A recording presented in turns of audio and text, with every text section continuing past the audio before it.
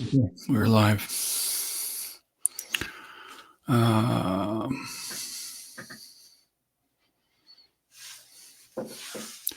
I'm going to just take us down for just a minute. And we'll still be live.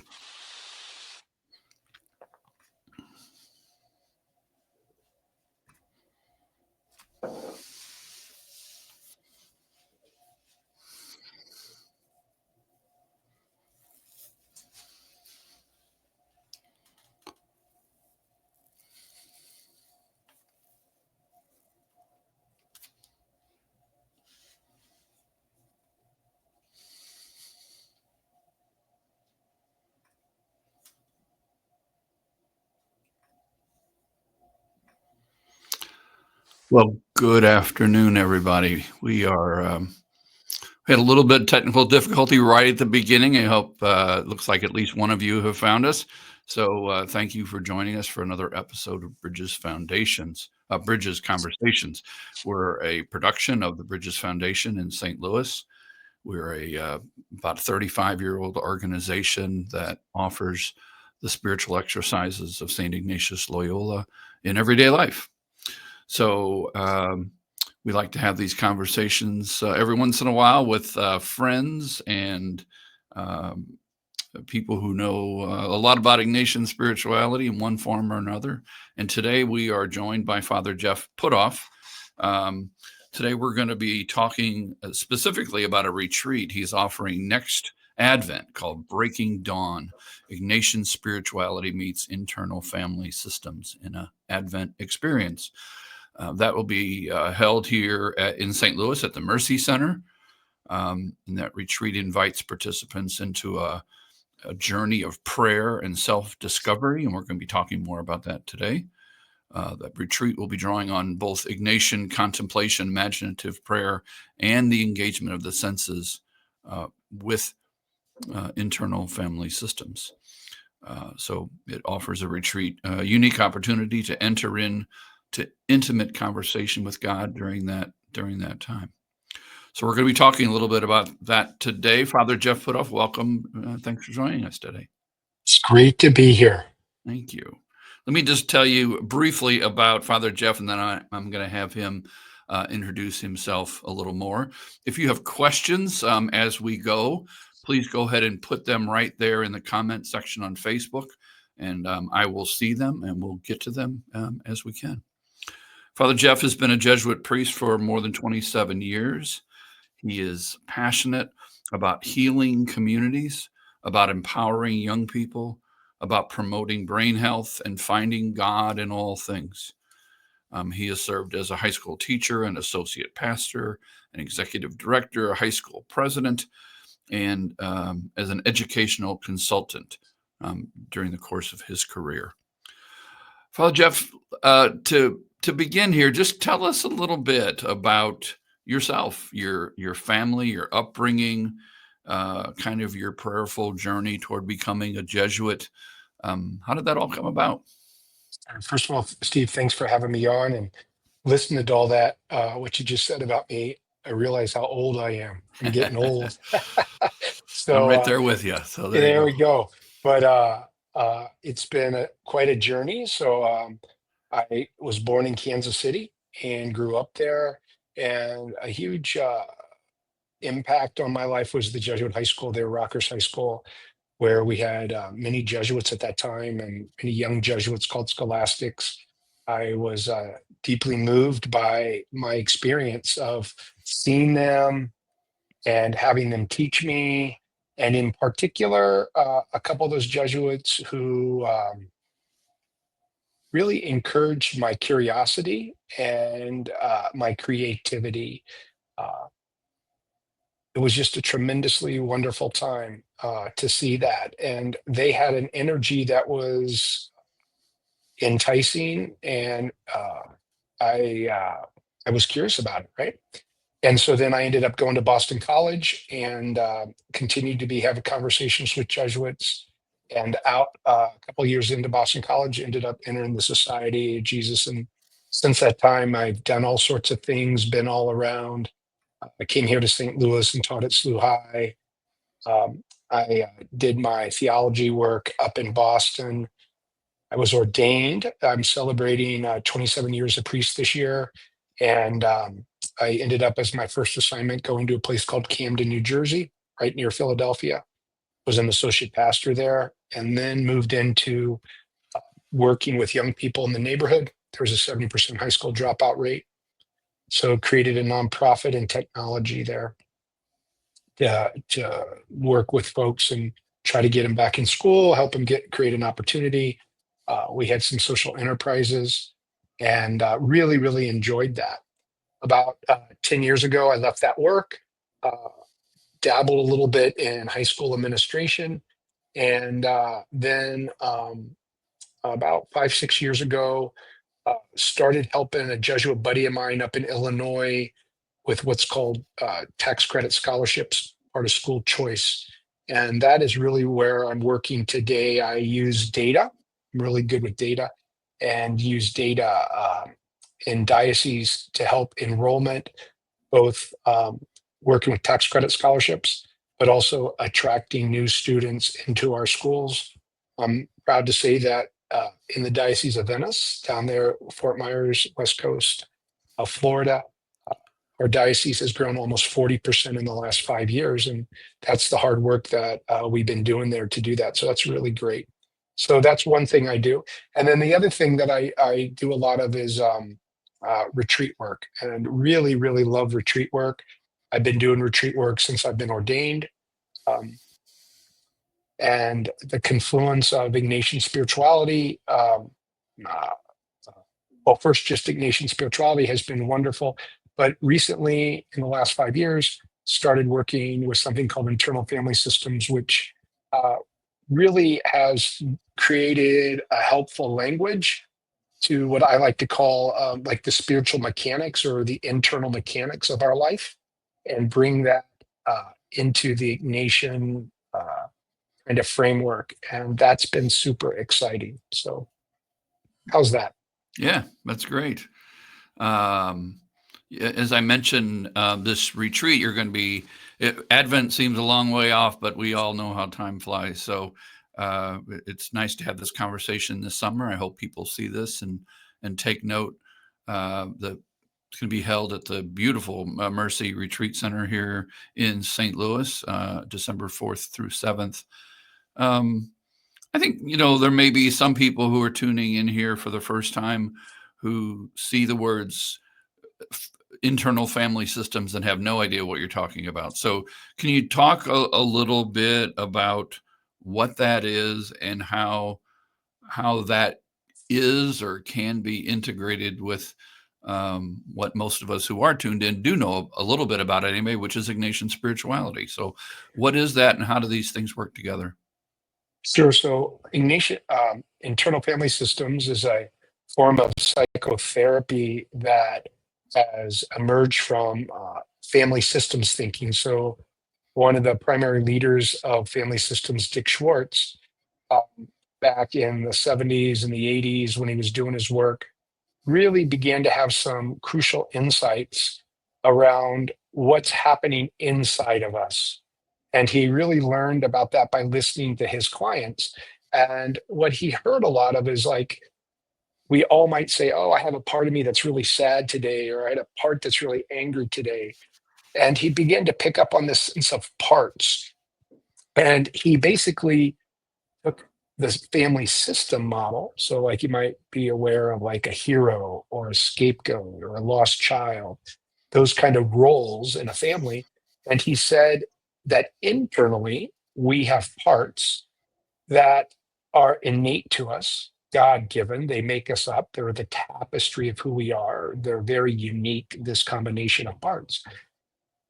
And as we grow, if difficult things happen, sometimes those parts can take up burdens.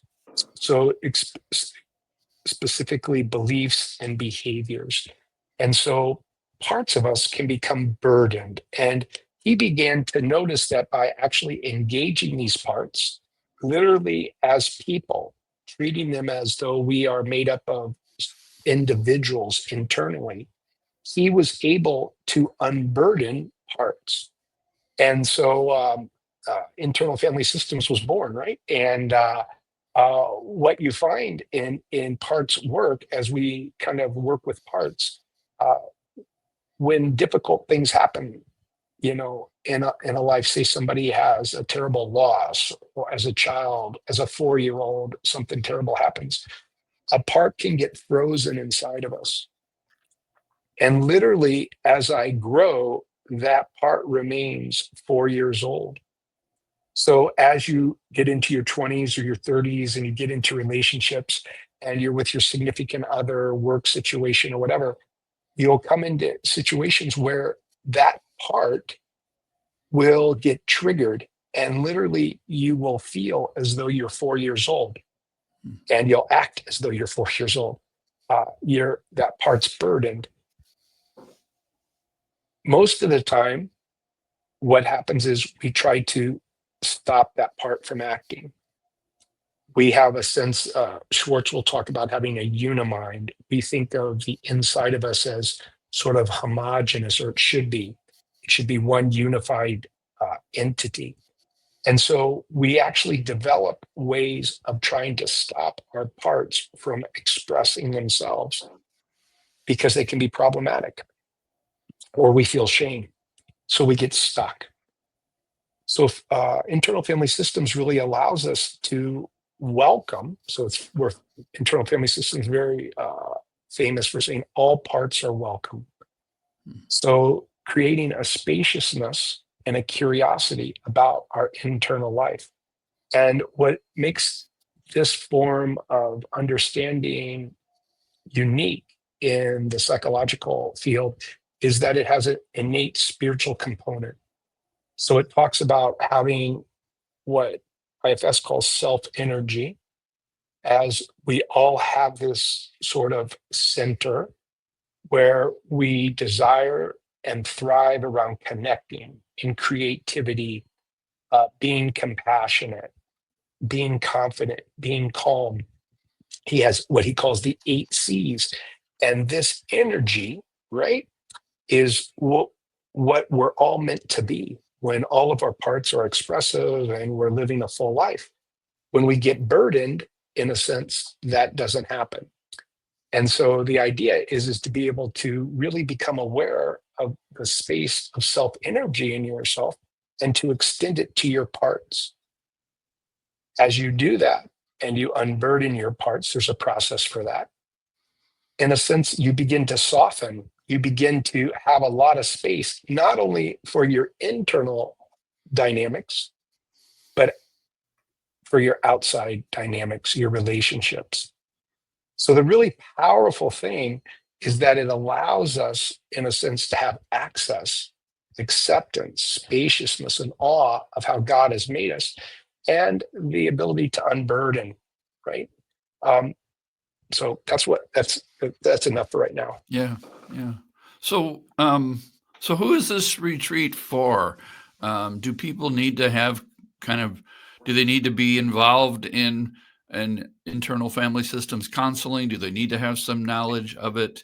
Um, who's this for? No, so here's what's really great. So in Ignatian spirituality, Ignatius is very famous for saying we have familiar conversation with God. For Ignatius, God is not somebody who's removed from us, but rather God is uniquely intimate in our lives. Finding God in all things, there's nothing in our world that hasn't come from God. So Ignatius says that everything in our world is a means to God. And for Ignatius, that connection comes through what he calls the colloquy, familiar conversation with God, To speak to not Jesus as a friend, right?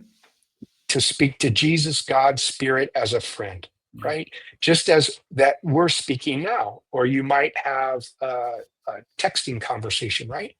It's really important to be able to speak with, but not to God, so that we're engaged in a conversation. So Ignatius has a whole way that he encourages this process. What for me was really powerful in internal family systems, that Schwartz encourages the same thing for our internal parts.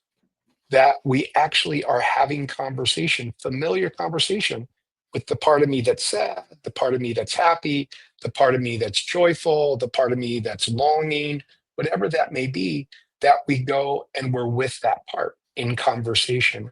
So the real linchpin of this retreat is conversation. It's the colloquy with God and with our interior life, right? So this is the linchpin. Yeah. And so all you Um, have to be able to do on this retreat is have conversation. right. That's all. Right. Um, we talked earlier a little bit about this, and I asked the question, and we hear this sometimes as people who, those of us who are involved in leading other people through the spiritual exercises, we sometimes get the question from the retreatants as to how can we learn to trust that when we engage with God, what we think we're perceiving, what we think we're hearing is of God, and we sometimes hear the same kind of questions or when people uh, place themselves in an imaginative experience of a gospel story. How can I trust that what I'm hearing, what I'm perceiving is of God? So how do we think about that in terms of these conversations with God? Yeah. So how I would answer that is because of the fruits of the conversation. Mm, So what Ignatius says is consolation brings a joy, a peace, a calm, a deepening. He uses the image of a sponge that when we're in consolation, we, in a sense, have an ease that the water that drops in a sponge is readily received. In desolation, he says it's like water on a rock, sharp, angular, hard, right? So he's talking about consolation, desolation. I would take that a step further and talk about the vine and the branch. That in the principle and foundation, Ignatius specifically talks about how God has created us and our ability to respond to that fact, to our creation, if you will, to our parts that God has given us, allows God's life and energy to flow through us. That's Ignatius's third line in the principle and foundation. We experience that flow, that connection, when we're in authentic conversation with God. It's simply about learning how to notice that and what it's like to be with our friend Jesus, our friend God, our friend Spirit. Many times, I would say that we're not doing that, right? We're oftentimes trying to manage a relationship mm, and not be with God. And so finding something that's really helpful in image, the vine and the branch, I like to use like stained glass and light. So like that interplay, like is there stained glass without light, right? It's like that interplay or a sunflower to the sun as it mm, tracks. Finding that not only that image, but then Ignatius says to be able to taste it, to see it, to feel it, to smell it, to hear it, right? And somatically, we have an experience of that flow, that connection. And so it's really finding in our body. Ignatian spirituality is an embodied spirituality. Where do we find that, right? That connection, that energy, and obviously, from that, we do discernment. So we want to make decisions that continue that connection within us. yeah. There's a few of you out there listening. If you have any questions for Father Jeff, please go ahead and put those in the comment section. Otherwise, we'll move toward wrapping up here in a little bit. When we talked previously, you said when we were talking about this conversation and how we talk to God, you said, "Make sure you ask me about pizza." So, what's that about? Oh my gosh. Okay. So, yeah. So Ignatius, again, really famous direction. Whenever we begin our prayer, to take a moment to behold God beholding us, right? So we're never outside of God. We in a sense come from God. There's no ability to be outside or to be uh, excommunicated from God. Rather, we simply acknowledge God with us. So we start our prayer always with another.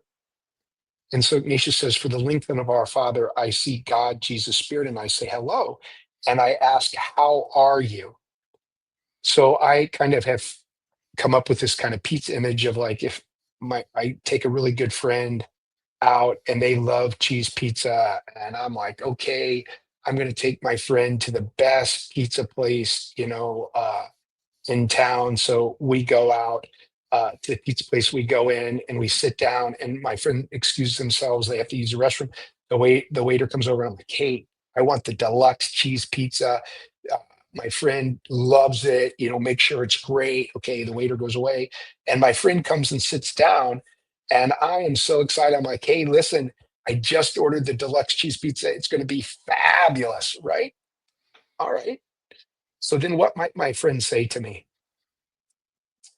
Well, they might say, hey, great, that's good. I really wanted that. Or they might say, oh, I was feeling a calzone tonight, right? Or they could say, darn it, man, I just figured out I have a gluten allergy. I can't do cheese pizza. Now, what happens there in that moment, right? I have a great desire. I want to do something for my friend. The only thing that I haven't done is check out with my friend, right? The desire is not bad. I just have to say to my friend, hey, is this what you want? Right? This is the kind of conversation that Ignatius wants us to have with God, or I would say with our parts. So I always like to say that we can easily order cheese pizza for Jesus. What do I mean by that? Someone comes into directions talking to me. They were down at White House, say here in St. Louis, and they were looking at the river, and it's gorgeous, and the sun's going down, things are sparkling, and they come in and tell me it was so beautiful. I was just taken with it. And I'll say, oh, okay, great. Did you share that with Jesus? And there's a pause. I'm not sure, but I'm sure he's really happy about it. Mm. And just that moment, right? I'm sure he's really happy. Just helping someone with that moment. Well, that's ordering cheese pizza. Now, Mm. let's take a moment and ask Jesus, how is it that Jesus sees you enjoying the river like this? God's creation. What's it like for Jesus to have created a river? What's it like for Jesus to create sparkle? Right? Pause and we can hear back. It's just this kind of little um, helpful story that becomes a phrase, ordering cheese pizza for Jesus, that helps people knowing that prayer is about with and not to, right? That I'm praying with somebody. So I'm engaging with somebody and I can hear back from somebody. There's a there's a Jesuit author I know who says that God has a personality. Let's Mm. get to know it. So just that sense of that God would be like me in all ways, right? Very powerful. Yeah. Thank you for that. Thank you. Yeah. So, just a reminder, we've been talking with Father Jeff Putthoff about a retreat he's offering next Advent here in St. Louis at the Mercy Retreat and Conference Center called Breaking Dawn. Ignatian Spirituality Meets Internal Family Systems in an Advent Experience. Anything else you want to say about that retreat? Or Yeah. So I'm really hoping, I'm, percolating on the retreat, but I really want to focus on some Advent themes. Uh, I'm thinking that I might end up doing something around the infancy narrative. I'm not sure, but it will involve Ignatian contemplation, which, as you mentioned earlier, really about using our imagination, the gift that God has given us, to enter into the scene. So, if you've seen The Chosen, it's kind of an example of Ignatian imagination, where we enter into the scene, into the texture with our senses. And Ignatius says that through this, God oftentimes shares something special with us, mm, something from a character, somebody emerges, something happens, right? That, in a sense, isn't in the gospel, but it's very real between ourselves, God, Jesus, or Spirit. And so it's a very powerful, evocative way to pray. And it involves curiosity, connection, and conversation. right? And so again, just these intersections that we're finding between Ignatian spirituality and internal family systems. Yeah, thank you. As I wrap up, let me just remind everybody. This broadcast is brought to you by the Bridges Foundation. And what we do here in St. Louis is offer an 8-month experience of the spiritual exercises of St. Ignatius in everyday life. We are currently looking for those folks who might want to make that journey with us. It begins in September and goes through May. Right now, this summer in July and August, we're offering some information sessions where you can come out and just kind of learn a little bit more about this and what it's all about. You can find that on our website at bridgesfoundation.org, along with lots of other information and videos that will explain the retreat to you. So that's why we're here. And we hope you will consider joining us, or maybe you know someone you think that this would be a great experience. It's the right time in their life. We always think in terms of we get the people who need us right at the right time.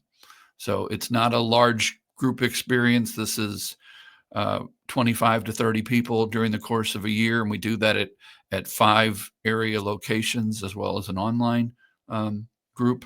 So each group is only 5, 6, 7 people. So it's a time for small group interaction with people. More important than that, a one-on-one relationship with a prayer companion who's going to lead you through that retreat. And more important than that, a one-on-one experience with the Holy Spirit and with God and with Jesus throughout the course of the exercises. So that's what we're about. Thank you for joining us here and listening. Father Jeff, thank you for being with us today. Any last minute? First, just thanks for having me on. Thanks for all the work you guys do. I mean, Bridge has been so important with so many people. I know had a number of spiritual directors who have participated in Bridges, and grateful for the work. And just simply to say, that let us continue this ministry of deep, deep welcoming and the resonance of God in our world at a time when it seems so difficult to even be aware of the resonance, let alone a conversation. This is the work that we're about. So it's exciting. Yeah. And we're always grateful to be in collaboration with many of the Jesuit priests in the area. And they've been an important part of the Bridges journey for a long time. And although we're run, by lay people, kind of for lay people, we do it, in great partnership and collaboration with many Jesuits. And we really treasure that very much. So, all right. Well, thank you very much. Thank you for those of you who have tuned in. This will be available on Facebook.